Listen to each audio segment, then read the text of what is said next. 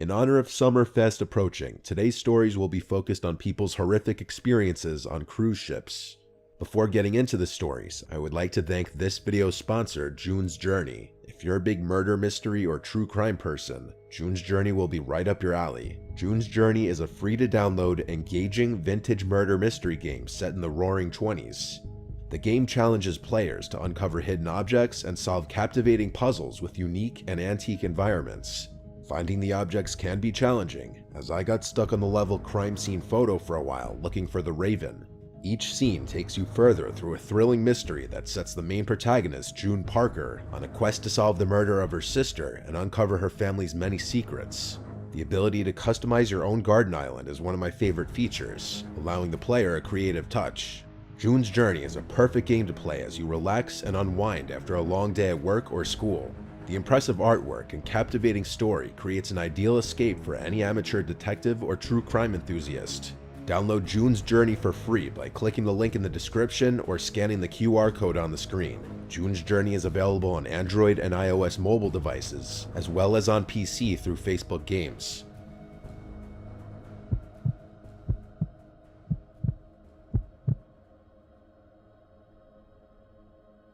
My name is Shelby.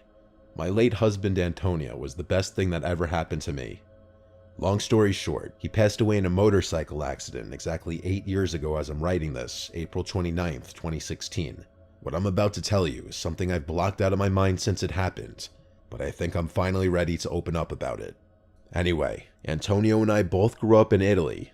English is actually my second language. He always dreamed of traveling to Greece, but we kept postponing the trip. One of my biggest regrets was not taking time off work one summer to go with him. In late spring of 2018, I decided to bite the bullet and take the trip he had always talked about. Being only 36 years old with no children, I didn't too much like the prospect of traveling alone, so I decided to book a cruise, thinking it would be more relaxing. I was actually in luck. Celebrity Cruise Line had a Best of Greece cruise that covered 6 cities: Athens, Santorini, Ephesus, Mykonos, Volos, Thessaloniki, and back to Athens. I tried my best to be excited about the cruise, knowing it was what he would have wanted, but I couldn't help but find the whole thing somewhat melancholy. It just felt wrong to be there without him. Admittedly, I may have gotten a little too wine drunk the first night after leaving Athens, but I felt I was entitled to behave less prudently. After exiting the boat and enjoying the city's offerings, I found myself drinking endless martini after martini at some nameless bar. That's when I noticed him across the bar. There was some 40-year-old looking man with long, straight brown hair and an unkempt beard. He wasn't bad looking actually, but his stare was unsettling. At first, I brushed it off as the wandering gaze of some lonely guy. Maybe he found me attractive. I wasn't gonna get offended if he wanted to look at me. After catching his eye a few more times though, I started feeling unease begin to set in. The way he was glaring at me was just so perturbing. It wasn't seductive or charming like he was trying to flirt or anything like that. It was literally as if he were trying to sear a hole in my face with his eyes. I finished what must have been my 8th drink, paid my tab, and quickly made my way back to the dock. By that night, my memory of that man had completely dissipated. The next city on the docket was Ephesus. My time there was essentially spent the same way, consuming far more alcohol than was acceptable for a woman my age. Other than some fleeting guilt, everything went well in Ephesus. Mykonos was next. I'm sure it won't come as a surprise to any of you at this point. Near the end of the day, I unavoidably found myself sitting alone at an outdoor bar, and that's when I noticed him. There was a man standing against a light fixture with his arms crossed. I strained my eyes, thinking my mind must have been playing a trick on me. It was unmistakable though. It was the guy from Santorini.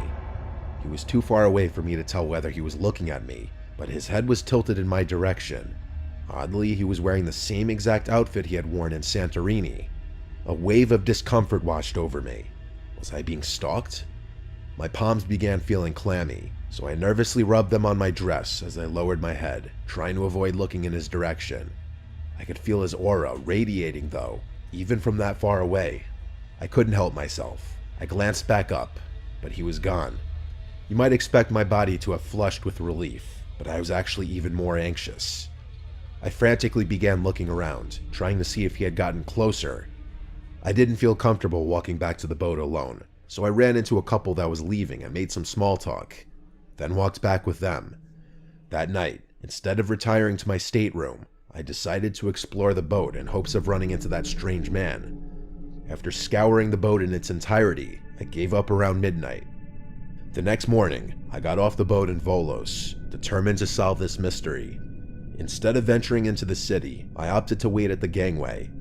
I watched painfully for an inordinate amount of time as person after person made their way off the ship. I didn't miss a single one, but he wasn't one of them. Frustrated, I returned to the ship and spent the rest of the day by the pool. Thessaloniki was the last city. As much as I dreaded it, I had to reconcile the fact that I'd be wasting my vacation if I stayed on the boat. So reluctantly, I got off the ship and tried to enjoy the city. Feeling superstitious, I thought it might be best to avoid bars and alcohol this time around, which I did. Instead, I wandered the streets aimlessly, admiring the architecture and enjoying the weather. And then, as if on cue, there he was again. He was a few streets down in the middle of the road, with his arms at his sides. Instead of being afraid, I felt a huge rush of adrenaline-induced confidence start to pour in. I yelled out to him and began walking in his direction. Instead of acknowledging me, he actually turned and ran. It was bizarre. He turned a corner, and I chased after him. I made it to the corner and barely saw him run down another street, and I sprinted to follow him. I turned the same corner, and he had disappeared. Nowhere to be seen, like he had evaporated out of existence. I couldn't sleep that night. I was relieved when the ship pulled into Athens, but once I made it back home, I couldn't shake the nagging feeling of that man that was weighing on my mind. I whipped out my laptop and started doing research. I wasn't quite sure what to even look for, but I thought recent police reports were a decent place to start. After having no luck, I stumbled upon some missing persons advertisements. I scrolled through page after page, and then I found something. There, in the middle of the page, was a missing person ad for a guy who looked almost identical to the guy who had been following me. I stared, frozen in shock. What was even more disturbing, though, was his name. He had the same first name as my Antonio, which was a cruel coincidence. The very first thing I did was call the police and report my sightings. The operator thanked me for my assistance and put me on hold. A few minutes later, she asked me if I was 100% confident in what I had seen. I told her yes. After an uncomfortable pause, she went on to say that they had actually closed that man's case just over a month ago. Apparently, he had been found dead in a boating accident off the coast of Parga, Greece. What's more sinister, though, is the date of his confirmed death was the exact month and day of my husband's passing, just 2 years later. I hung up the phone, literally shivering. I don't think I've ever been more terrified than I was at that moment. I began feeling dizzy, questioning if maybe I was going crazy, like had I imagined everything. Suddenly, another wave of realization slapped me in the face. The only city I hadn't seen him in, Ephesus, was actually a city in Turkey, not Greece. I'm not a believer of the paranormal, but I've spent hours trying to rationalize my sightings, and no conclusion I reach makes sense. My niece Maria had her wedding in Athens last summer, though, so I had no choice. And like clockwork, there he was again. I only saw him for a split second this time, standing in that same outfit by the bar, head pointed in my direction. To be completely honest with you, there were so many drunk people there that I might have imagined it. Either way, I vowed to never step foot in Greece again.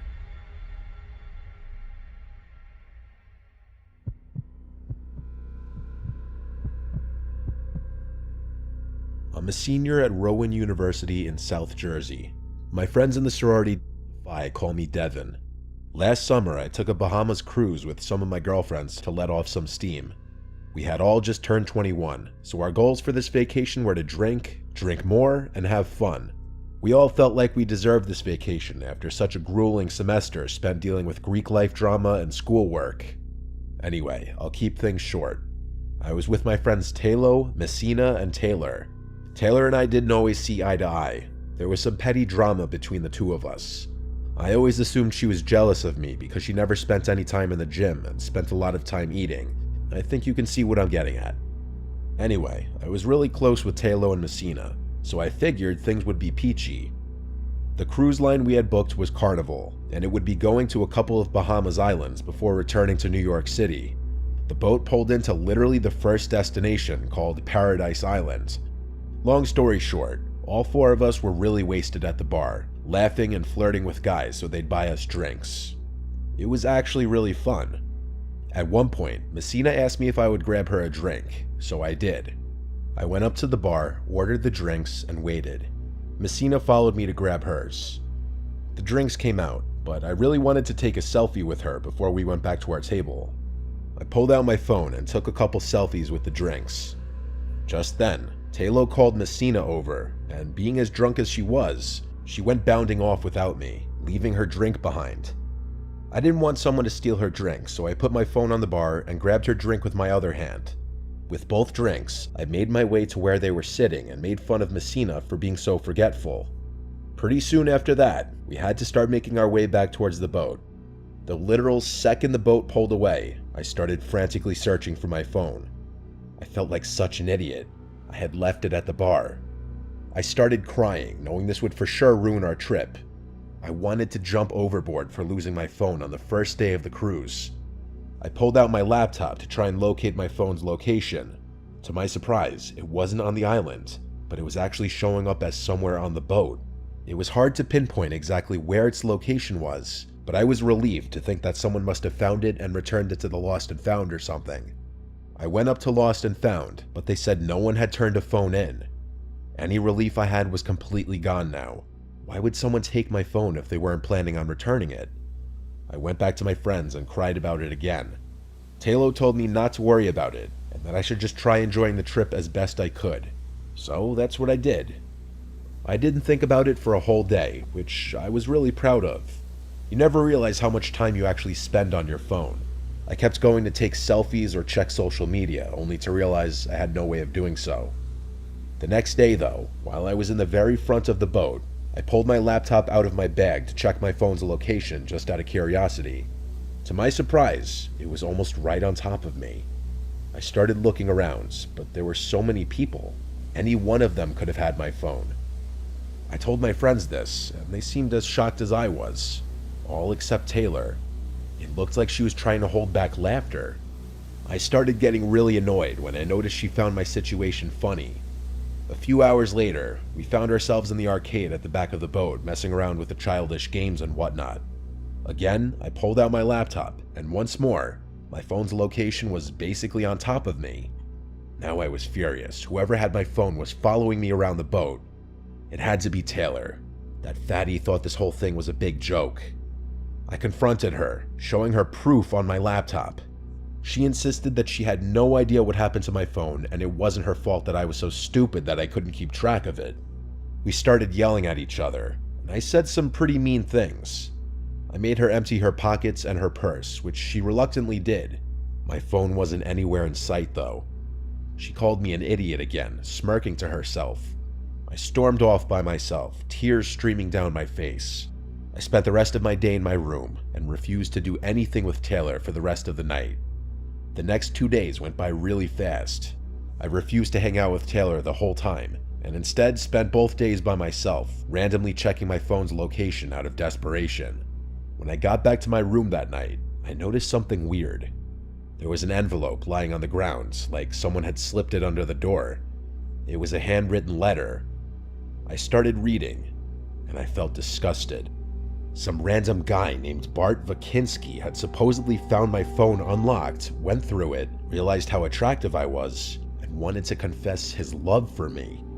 The letter was really short, but I felt utterly grossed out.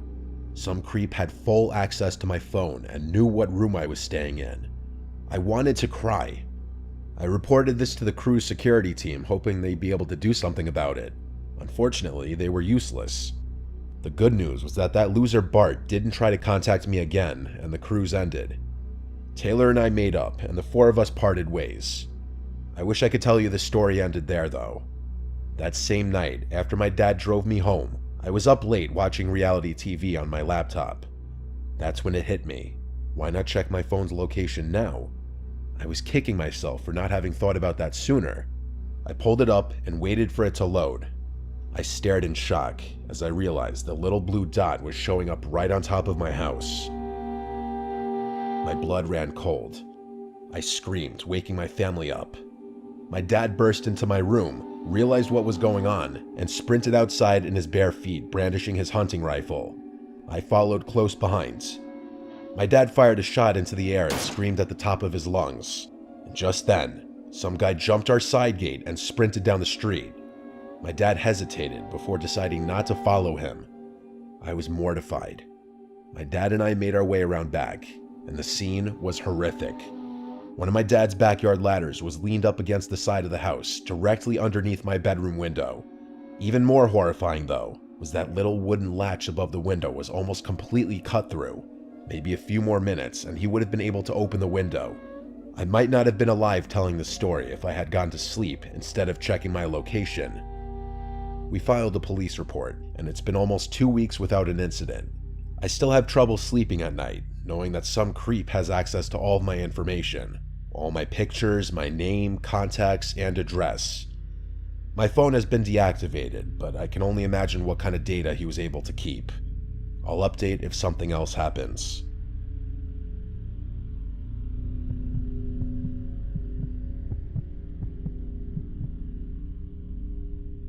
This might sound odd to some of you, but I've always dreamed of being a bartender on a cruise ship.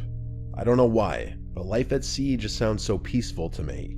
Plus, I guess what you'd call a social butterfly, and the people you meet on cruise ships always have the most fascinating stories.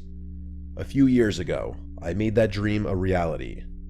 As a cheerful woman in my mid-20s with a couple of years of bartending experience tucked under my belt, I breezed through the interview process. Royal Caribbean welcomed me as a bartender, and things were off to a great start. I won't bore you with the irrelevant details about my tenure, but you should know that this position came with lots of travel, sometimes too much. After just 2 tours, I interacted with 3 times the amount of people that I had working at my local bar for 2 months. The influx of people was overwhelming, but that's one of the reasons I vied so adamantly for this job. This story takes place during my 3rd tour, a 12-night transatlantic cruise from Miami to Portugal and Spain. It was a long one. We'd be at sea for 5 days straight. There was a silver lining though. I'd finally be back in Europe, and Royal Caribbean might let me take a week or 2 to return home to Lyon. To preface, I know how to hold my own against drunk, overly flirtatious men buying drinks from me, handsome or ugly, old or young. I always worked nights, so that's just part of the trade. During this particular cruise, one customer stood out from the rest though. This tall, attractive 30-something-year-old kept catching my eye. Night after night, he'd find a seat at my bar, nursing his drinks slowly. Eventually, we struck up conversation about each other's lives, and he was always the last customer to leave the bar at the end of the night. For the first time in a while, I started looking forward to those late nights when Sebastian would hang around my bar. I could tell there was some depth behind those light green eyes. A sorrowful look seemed etched into his features. The 3rd night, I got him to open up about it, and the story was downright depressing. He reluctantly told me about his troubled marriage, pausing often as if weighing each word. His wife Sasha had been having an affair with his best friend from college, Charles. I won't get into the specifics, but it sounded brutal, and there were a lot of specifics. He literally told me their full names as if he had been waiting to vent to someone about this for years. He went on to tell me that he had boarded the cruise alone, hoping the vastness of the sea would help him forget his pain. I honestly didn't know how to react other than continuing to fill his glass. The night before we were scheduled to dock in Ponta Delgada, he expressed his gratitude for my company and listening ear. "You've made this trip bearable," he admitted. "Let me buy you a drink to show my thanks."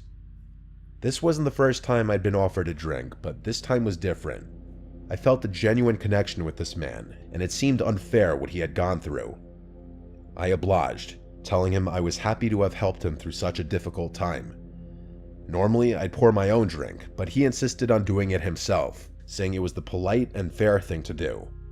I should have maintained professional boundaries, but his insistence combined with his apparent vulnerability persuaded me otherwise. Reluctantly, I agreed, and invited him behind the bar, a decision that might have changed my life.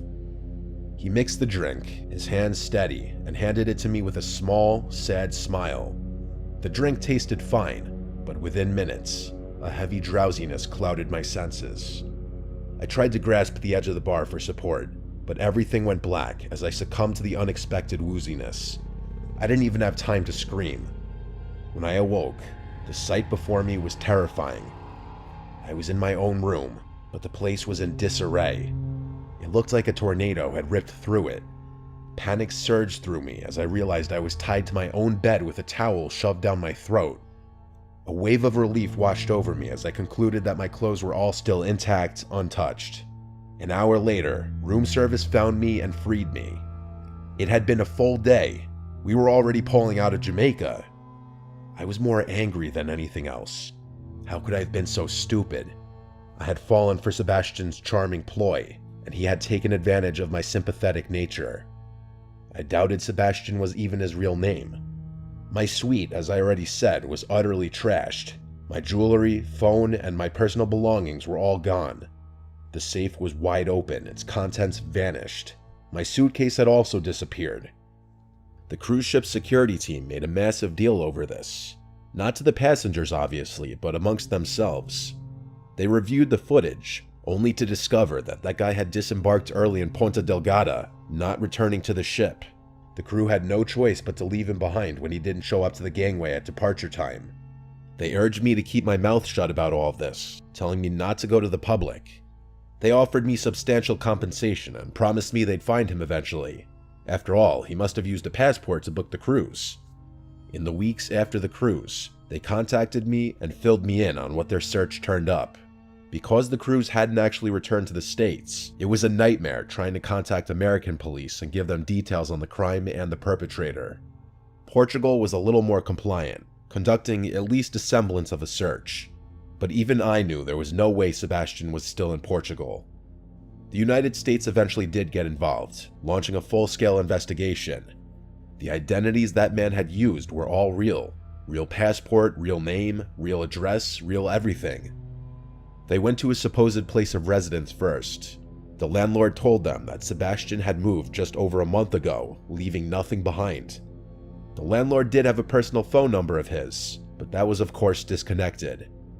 The police looked for any property in his name, but there was nothing. His criminal history was also suspiciously clean. The guy had never even gotten a parking ticket. The police went to his previous jobs, all of which gave the same story. The only address they had was the one he left, and the only phone number they had was the one he had disconnected. I was furious. They literally had his full identity. There must have been something more they could have done. I couldn't help but blame myself for this whole ordeal. You might think things ended there. You'd be very wrong. I took an extended leave from Royal Caribbean, hoping to distance myself from the whole thing.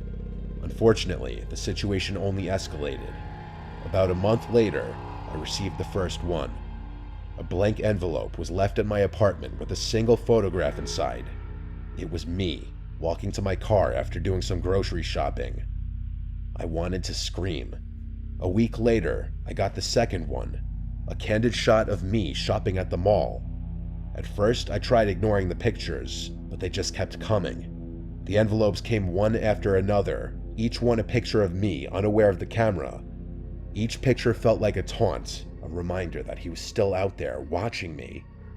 I can't describe the terror I lived with during these weeks. I was afraid to leave my house. I couldn't go to work, hang out with friends, or shop without constantly looking over my shoulder. After the sixth envelope, I went to the police. I know you're probably wondering why I didn't go after the first envelope. Honestly, I can't even answer that question. The police were not very helpful. I don't think they even knew what to do. But I wanted them to have a record of my case in the event that something more serious came of it. And that's exactly what happened. One night, knocks echoed against my bedroom window. I knew it was him. The police investigated, found nothing, and left me more scared than I had been before they arrived. I had had enough. I moved apartments immediately after that, leaving no forwarding address, changing all my contact details, and increasing my security measures as best I could. Thankfully, I never heard from that man again. It's only been about 3 months though, so hopefully I don't jinx myself by putting this into words. My best guess is that he was able to unlock my phone while I was passed out, and that's how he was able to steal all my information. The worst thing about all of this isn't everything that was stolen, or even the fact that my whole life was uprooted when I changed apartments. The worst thing about this situation is that I'll never aspire to work on a cruise ship again. I don't even know if I want to keep working as a bartender. It's crazy how quickly a lifelong dream can turn into a nightmare.